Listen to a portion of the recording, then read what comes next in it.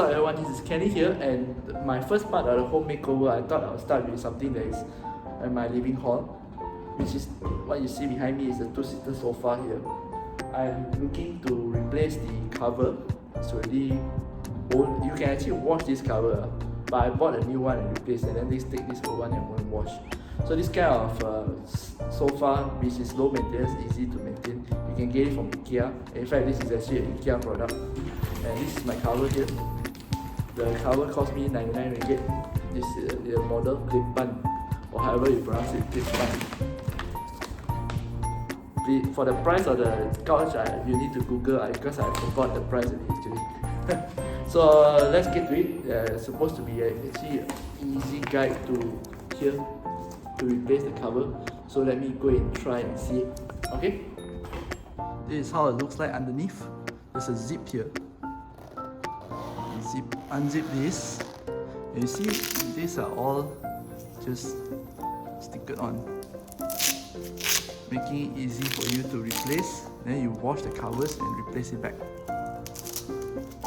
Okay. Just put it down. You are done. This is how the underneath of the sofa look like. Of course, if it doesn't come like this, you need to screw everything up here. You need to screw. These are things.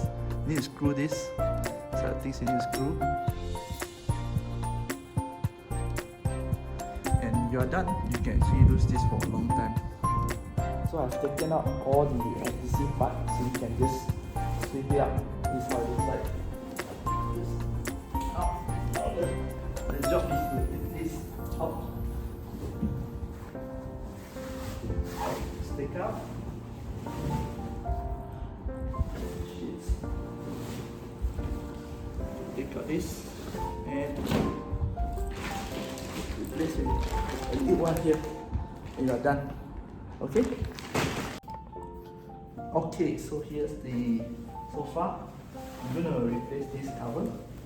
Let's get to work, shall we?